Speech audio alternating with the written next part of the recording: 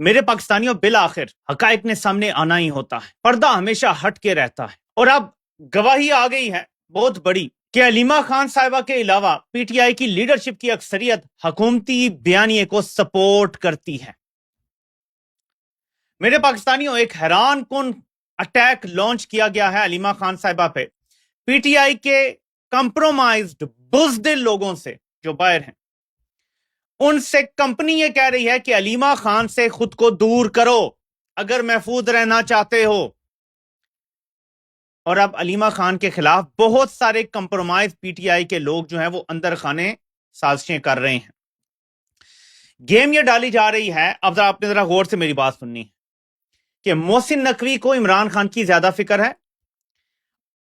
Barrister گور کو عمران خان کی زیادہ فکر ہے، فار دیٹ میٹر شاید محمود اچکزئی اور علامہ راجہ ناصر عباس کو بھی عمران خان کی زیادہ فکر ہے، گھنٹا پور کو عمران خان کی زیادہ فکر ہے، لیکن جو عمران خان کی بہنیں ہیں نا، وہ سیاست کر رہی ہیں عمران خان کی بیماری پہ۔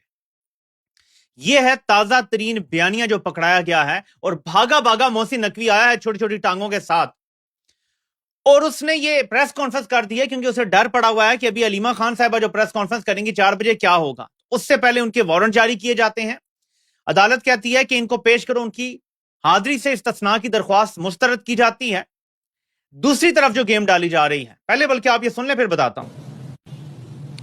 میں آپ کو صرف اتنی سی بات بتا سکتا ہوں جو ہمارے پاس موجود ہے، کہ جو علیمہ خان صاحبہ ہیں انہوں نے اپنی پارٹی کے لوگوں کو کہا کہ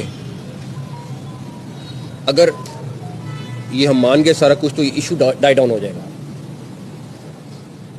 انہی کی وجہ سے 3 دن میڈیکل چیک اپ نہیں ہو سکا۔ ایک طرف یہ کہتے ہیں کہ ہماری بہت ہمدردی ہے، ہمارا بڑا تعلق ہے اور سارا کچھ ہے، اور دوسری طرف بھرپور قسم کی پالیٹکس اس میں کھیلی گئی ہے۔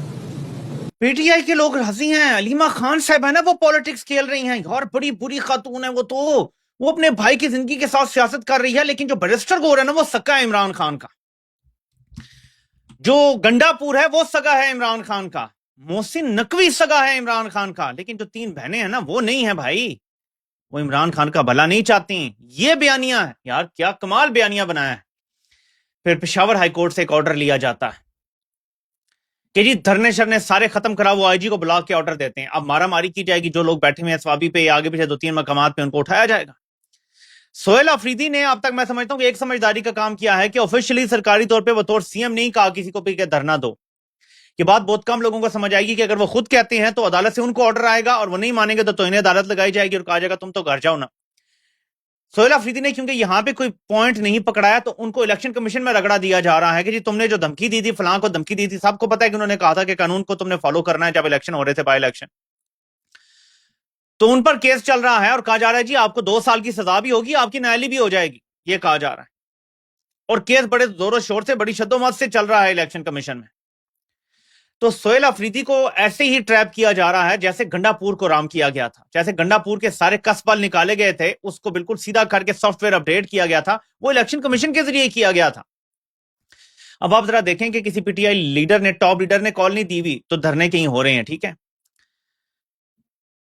اب آپ یہاں سے اندازہ لگائیں کہ ایک دم عدالت کھلوائی جاتی ہے Peshawar high court. Peshawar high court کے بارے میں عمومی طور پہ یہ کہا جاتا تھا کہ تھوڑا بہت وہ کبھی کبھی ریزسٹ کر جاتے ہیں کمپنی کو۔ آپ کو پتا ہے کہ پشاور ہائی کورٹ کے کچھ ججز نے ماضی میں جب خط لکھے ججوں نے تو انہوں نے کہا جی ہمیں تو دھمکیاں دلوائی جاتی ہیں کہ آپ کو بم دھماکے توڑوا دیا جائے گا، انہوں نے بڑی ہمت کی تھی کچھ ججز نے۔ اس کے بعد آپ ظاہر ہے کہ بڑی تبدیلیاں آ گئی ہیں آئینی ترامیم کے بعد، تو پشاور ہائی کورٹ کھلوا کے اور ان سے فیصلہ لیا گیا۔ اب آپ ذرا تھوڑا سا مستقبل کا نقشہ دیکھیں، تھوڑا سا آپ دیکھیں تاکہ میں آپ کو پھر واپس لے کے آؤں یہاں پہ کہ ہو کیا رہا ہے اور کرنے کیا جا رہے ہیں۔ انشاءاللہ عمران خان نے وزیر اعظم تو بننا ہے، لیکن آپ کو پتہ ہے ان کی تیاریاں کیا ہیں۔ عمران خان بالفرض 3/4 اکثریت سے وزیر اعظم بنتے ہیں، ان کے پاس آئینی ترامیم کے بھی نمبرز پورے ہو جاتے ہیں، قانون سازی کے بھی نمبر پورے ہوتے ہیں، ٹھیک ہے۔ عمران خان اقتدار میں آتے ہیں اور کچھ ٹائم بعد سینٹ میں بھی اکثریت لے جاتے ہیں، ایک دم تو نہیں ہوگی، پی ٹی آئی کو ریڈیوس کر دیا گیا، ابھی سینٹ کے اگلے الیکشن بھی ہو جائیں گے 27 میں، تو پی ٹی آئی کے تقریباً نمبر بہت زیادہ ریڈیوس کر دیے گئے ہیں، لیکن عمران خان آتے ہیں اقتدار میں، قانون سازی کا ان کے پاس پورا اختیار ہے۔ اب وہ بہت ساری قانون سازیاں کر سکتے ہیں جس میں سویلین بالادستی قائم ہو سکتی ہے، ٹھیک ہے، بولنے کی آزادی ہو سکتی ہے، ٹھیک ہے، اس میں طاقتور کو قانون کے نیچے لایا جا سکتا ہے۔ اس کے لیے سمپل قانون سازی کافی ہوتی ہے، آئین میں تبدیلی ضروری نہیں ہوتی۔ آپ کو پتہ ہے کیا ہوگا؟ فوج نے ایک ایسا نظام سیٹ کر دیا ہے, ایک ایسا پکا نظام بنا دیا ہے ان آئینی ترمیم کے ذریعے کہ عمران خان کوئی قانون سازی کریں گے تو راتوں رات آئینی عدالت کھل جائے گی. امین الدین خان بیٹھا ہوگا اور وہ فوراً کہے گا جی یہ قانون پاکستان کے آئین کے خلاف ہے, اس کو ختم کیا جاتا ہے, اور صدر کے دستخط سے پہلے ہی اس قانون کو ختم کر دیا جائے گا. اگر کسی صدر سے 4 مہینے کا جو جاری کروایا جاتا ہے آرڈر کہ جی یہ اب قانون بن گیا ہے جس کو بعد میں توثیق کرنی ہوتی ہے, اس کو بھی فوری طور پہ کینسل کر دیا جائے گا. میں آپ کو نقشہ بتا رہا ہوں تاکہ آپ سمجھ سکیں میں کیا کہنے جا رہا ہوں. بالفرض عمران خان کے پاس آئینی ترمیم کے نمبر بھی پورے ہو جاتے ہیں آفٹر سم ٹائم, ٹھیک ہے, یا دوسری پارٹیاں عمران خان کے ساتھ اتحاد میں شامل ہونے کی کوشش کرتی ہیں تاکہ عمران خان جو ہے وہ ان پہ ذرا ہاتھ تھولا رکھیں. یہ فیوچر کی بات ہے نا, کچھ بھی ہو سکتا ہے. آئینی ترمیم پاس ہوگی فار ایگزامپل قومی اسمبلی میں, سینٹ میں پاس ہونے کے لیے پیش ہوگی اور فوراً آئینی عدالت سے اس کو روکنے کا آرڈر آ جائے گا کہ یہ پاس نہیں ہو سکتا, یہ آئین کے خلاف ہے. یہ ایک سیٹ اپ بنا دیا گیا ہے مستقبل کے ہر پاسبل ایکشن کو کاؤنٹر کرنے کے لیے. عاصم منیر نے یہ سارے کام کر لیے ہیں. وہ کیونکہ ایم آئی کا سربراہ رہ چکا ہے, آئی ایس آئی کا سربراہ رہ چکا ہے, اس نے بہت ساری ایجنسیز کے ساتھ ورک کیا ہوا ہے, دنیا کی ایجنسیز کے ساتھ کام کیا ہوا ہے, اور ابھی آپ کو پتا ہے کہ سی آئی اے اور موساد کے ساتھ مل کے کام کر رہا ہے. تو اس کو یہ ساری گیمز پتا ہے کہ مستقبل میں کہاں کہاں اس کو پھنسایا جا سکتا ہے, اور اس نے استثناء بھی لے لیا احتیاطاً. اس لیے جو لوگ یہ سمجھتے ہیں نا کہ آپ مذاکرات کر کے اور سب ٹھیک کر لیں گے اور ملک ٹھیک ہو جائے گا, قانون کی بالادستی آ جائے گی, وہ احمقوں کی جنت میں رہتے ہیں. اتنے انتظامات مذاکرات کر کے ملک آپ کے حوالے کرنے کے لیے نہیں کیے گئے. یہ صرف تب بدلے گا جب عوام کی مزاحمت ہوگی, اور یہ مزاحمت کا بہترین موقع ہے جسے پی ٹی آئی کی کمزور بزدل کمپرومائز لیڈرشپ ضائع کر رہی ہے. عمران خان سے ملاقات نہیں ہوتی اور یہ سارے جیلوں سے باہر ہوتے ہیں تو مطلب انہوں نے انف کوشش نہیں کی. جس وقت یہ کرنل کی بات ماننے سے انکار کریں گے ان کو جیل میں ڈال دیا جائے گا. یہ اصول ہے آج کے پاکستان کا. عاصم لاء کا یہ اصول ہے کہ جس ٹائم بیرسٹر گور نے کرنل کی ایک بات ماننے سے انکار کیا ان کو جیل میں ڈال دیا جائے گا, گرفتار کر لیا جائے گا فوراً. جس وقت کسی زید بکر نے ایک بھی بات کرنل کی ماننے سے انکار کیا, اٹھا کے ان کو جیل میں پھینک دیا جائے گا. عاصم لاء میں کوئی بندہ بھی استثناء نہیں رکھتا. اگر یہ سارے باہر ہیں, اگر یہ سارے محفوظ ہیں, تو یہ کرنل کی بات پہ چل رہے ہیں. یہ سمپل ایکویژن ہے, اس کو سمجھ لیں, ٹھیک ہے. علیمہ خان کے حوالے سے راوی بتا چکا ہے کہ علیمہ خان کی آنے والے ہفتوں میں سزا ہونے کے بعد جیل میں ڈال دیا جائے گا, ٹھیک ہے. سب اچھی طرح جانتے ہیں کہ کیوں کیا جائے گا. پی ٹی آئی لیڈرشپ کی کریڈیبلٹی ڈیولپ نہیں ہو سکی, اس لیے ابھی تک علیمہ خان کو جیل میں نہیں ڈالا گیا. وہ چاہتے ہیں کہ علیمہ خان کے باہر ہوتے ہوئے علیمہ خان کی کریڈیبلٹی ٹارنش ہو جائے, اور پی ٹی آئی کے جو کمپرومائز لوگ ہیں, جو آئی ایس آئی کے پے رول تو نہیں میں کہوں گا لیکن ان کے نیچے لگے ہوئے ہیں, ان کے تھم کے نیچے ہیں, وہ کریڈیبل انف ہو جائیں کہ علیمہ خان جب منظر سے ہٹیں, جیل میں چلی جائیں, تو لوگ ان کی بات ماننا شروع کریں. کبھی لوگ یہ کہتے ہیں جی جو علیمہ خان کہیں گی یا جو بھی بہنیں کہیں گی ہم مانیں گے, ٹھیک ہے. لیکن یہاں ایک اصول کی بات ہے, عمران خان کی صحت سیاسی مسئلہ نہیں ہے. عمران خان کی صحت پہ پارٹی کو کسی قسم کا کوئی حق حاصل نہیں ہے بات کرنے کا. خاص طور پہ محمود اچکزئی اور علامہ راجہ ناصر عباس کو تو صفر حق حاصل ہے ان کی صحت پہ بات کرنے کا. ہاں, سیاسی طور پہ ان کو ذمہ داری دی گئی ہے, وہ اس کو اچھے طریقے سے نبھاتے ہیں تو یہ ان کا پاکستان کے لیے اچھا کام ہوگا. وہ اگر مذاکرات کے معاملے میں اچھے طریقے سے آگے بڑھتے ہیں, یہ ان کے لیے بہت اچھا ہوگا اور پاکستان کے لیے بھی اچھا ہوگا. لیکن جو صحت کا معاملہ ہے یہ پرسنل میٹر ہے, اس کو سمجھیں. وہاں پہ صرف فیملی کی بات کو فوقیت دی جائے گی. لیکن محسن نقوی پوری پریس کانفرنس کر کے علیمہ خان کو ٹارگٹ کرتا ہے اور پوری کہانی بتا دیتا ہے کہ فلاں بندہ بھی پی ٹی آئی کا راضی تھا, فلاں بھی راضی تھا, فلاں بھی راضی تھا, بلکہ فلاں نے تو یہاں تک کہہ دیا کہ آپ سے اچھا علاج تو کوئی کروا ہی نہیں سکتا تھا, اور ساری باتیں منو من تسلیم کر لیں جو حکومت کا بیانیہ تھا. لیکن پھر کہتا ہے کہ علیمہ خان صاحبہ نے ان سے کہا کہ دیکھو نا, اگر ہم نے ان کی بات مان لی تو یہ بیانیہ نہیں بنے گا, پھر تو یہ ہاتھ سے نکل جائے گا یہ موقع جو آیا ہوا. یہ کوئی بات ہے یار کرنے والی. دیکھیں اگر محسن نقوی سچا ہوتا تو وہ کہتا ٹھیک میں آج ہی بہنوں کی ملاقات کروا دیتا ہوں, دودھ کا دودھ اور پانی کا پانی ہو جائے گا, وہ باہر آ کے آپ کو بتا دیں گے.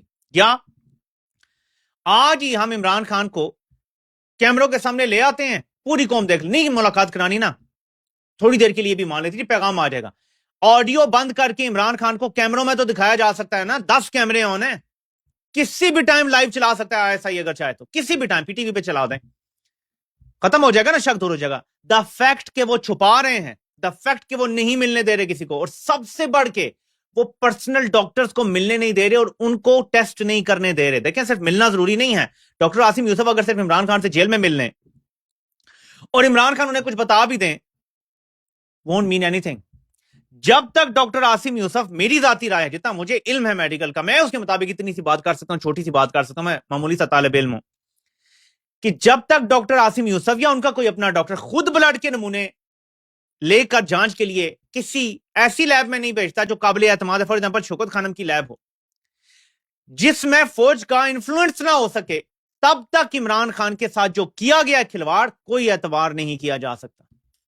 تو یہ علیمہ خان کے خلاف جو بیانیہ بنایا جا رہا ہے بڑا سوچا سمجھا ہے، اور جو گنڈا پور صاحب آئے ہیں وہ ممکنہ طور پہ سہیل آفریدی کو نائل کرنے یا کوئی ایسے سازش کے بعد دوبارہ سے اس کرسی پر بٹھانے کا شاید وعدہ کر کے کرنیل حضرات ان کو لے کر آئے ہیں۔ یہ ایک تجزیہ ہے میرا، کیونکہ اس کے علاوہ کوئی وجہ سمجھ نہیں آتی کہ اچانک وہ نمودار ہوتے ہیں، محسن نقوی کی تعریفیں کرتے ہیں، علیمہ خان بری ہو جاتی ہیں، باقی صاحب اچھے ہو جاتے ہیں، سنم جاوید پہ بھی ٹارگٹ کرتا ہے، اٹیک کرتا ہے، اور بڑا واہیات اٹیک کیا ہے۔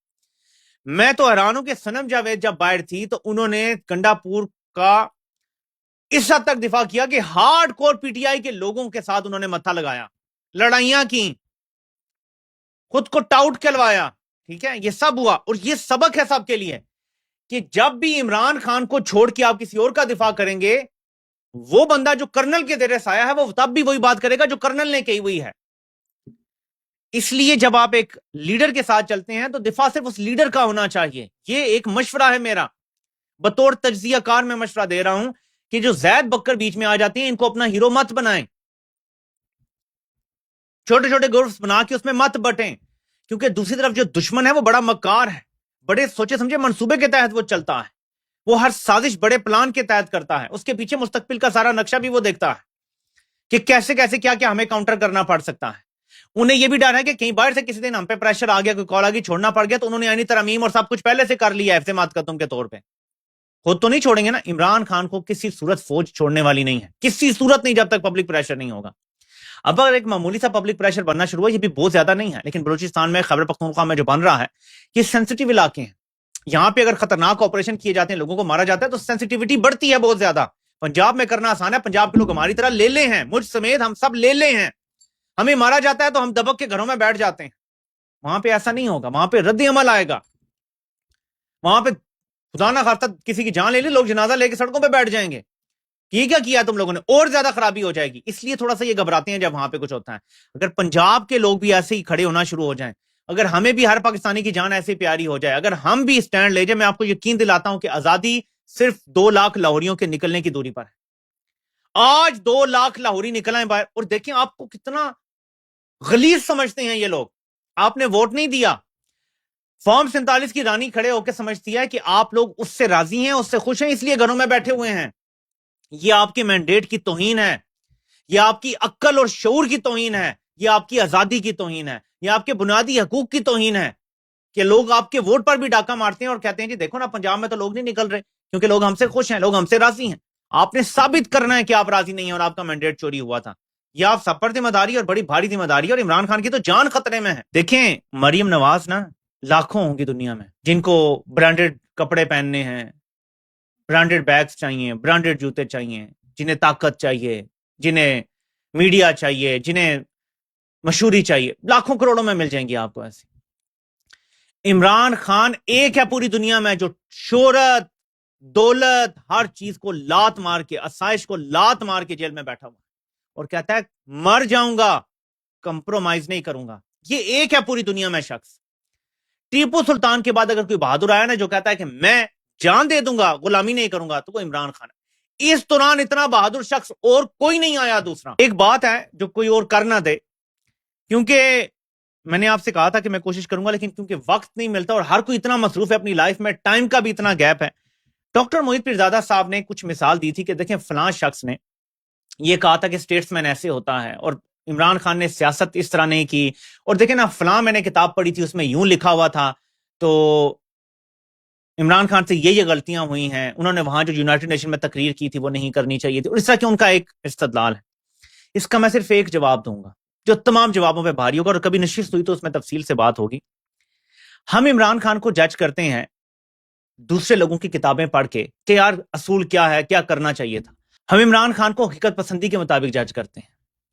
عمران خان وہ ہے جو تاریخ لکھ رہا ہے، عمران خان ان پر نہیں چلتا جو کتابیں پہلے لکھی جا چکی ہیں۔ عمران خان خود ایک کتاب لکھ رہا ہے، آنے والے لوگ کتابیں لکھیں گے اور بتائیں گے کہ یہ وہ اصول ہیں جن پر چل کے کامیابی ملتی. ہم جو بتا رہے ہیں نا کامیابی کے اصول، جس نے 50 سال پہلے کتاب لکھی تھی کہ کامیابی کے یہ اصول ہیں، یہ اصول عمران خان تبدیل کرنے والا ہے. عمران خان وہ شخص نہیں ہے جو دوسروں سے متاثر ہو کے کوئی کام کرتا ہے.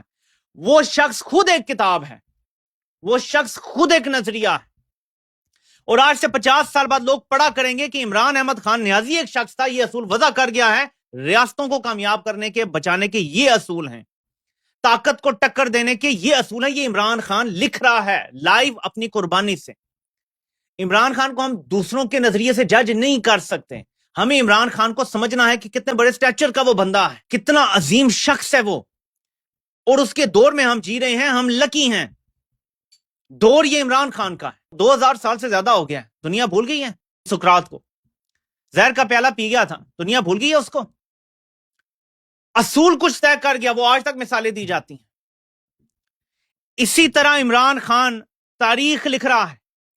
یہ اس لیول کا بندہ ہے کہ مستقبل میں نسلیں پڑھا کریں گی، کامیابی دیکھیں گی کہ this is the ultimate pinnacle of success. Imran Khan کو دیکھا جائے گا، فارمولا عمران خان سے ڈیرائیو کیا جائے گا. پہلے کے فارمولے ردی کی ٹوکری میں چلے گئے کہ یار بندے کو سوچ کے فیصلہ کرنا چاہیے، اچھا تھوڑا سا ایسے کر لینا چاہیے، تھوڑا سا یوں کر لینا چاہیے. ایک سوال ہے ڈاکٹر صاحب سے، میرا سوال ہے کہ جی عمران خان کو نا یونائٹڈ نیشن کی تقریر نہیں کرنی چاہیے، ایبسولوٹلی ناٹ نہیں بولنا چاہیے تھا. اب میں عام پاکستانیوں کو تو کہہ سکتا ہوں یار کہ مجھ جیسے کوئی زیادہ پڑھے لکھے نہیں، لیکن پڑھے لکھے لوگوں سے بات کرنا اور ان سے یہ بات ایکسپیکٹ کرنا مجھے تھوڑا سا شوق ہوتا ہے. Imran Khan, knowing Imran Khan the sort of person he is, let's suppose Imran Khan نے یہ تقریر نہ کی ہوتی اور امریکہ کے ساتھ اس کے اچھے تعلقات ہوتے، کیا اس کے باوجود جو غزہ میں ہو رہا ہے یہ رک جاتا؟ یہ تو ہونا تھا نا. اب میرا یہ سوال ہے کہ امریکہ کے ساتھ اچھے تعلقات ہوتے، عمران خان اچھی گڈ بکس میں ہوتا، اور جب غزہ میں ہی ہوتا تو امریکہ کی تو ڈیمانڈ آئی نا. ہمیں پتا ہے نا کہ جرنیلوں کو یہ کہا گیا کہ یہاں پہ مظاہرہ بھی نہیں ہونا چاہیے، جو انہوں نے نہیں ہونے دیا. وفاداری ثابت کی کہ مظاہرہ بھی نہیں ہو سکتا تھا. کیا عمران خان خاموش رہتا؟ کیا عمران خان امریکہ کو راضی رکھنے کے لیے کوئی بھی تنقید نہ کرتا؟ کیا عمران خان کھل کے واضح نہ لیتا وہاں پہ نقطہ نظر؟ یہ تو نہیں ہونا تھا. تو پھر وہ تعلق جو بن گیا تھا وہ پھر ختم ہو جانا تھا. کیا عالمی سامراجی طاقتوں کے جو مفادات ہیں اور مستقبل کا نقشہ جو انہوں نے کھینچا ہوا ہے، اس میں ایک چیز ہے کہ افغانستان، جس طرح ہمارے جرنیل پیش کرتے ہیں جی ہمیں بگرام ایئر بیس دی، کیا عمران خان اس کے آگے کبھی ہاں کر سکتا تھا؟ تو اگر اوپر سے ایبسولوٹلی نہ بھی بولتا تو پھر بھی تعلقات خراب ہو جانے تھے. کیا عمران خان جو استعماری قوتیں کر رہی ہیں کہ یوکرین میں اسلحہ بھی بھیجو، فلاں بھی بھیجو، کیا عمران خان کسی اور جنگ میں شامل ہو جاتا اگر اوپر سے خاموش بھی رہ لیتا؟ تو نہیں، تعلقات پھر بھی خراب ہو جانے تھے.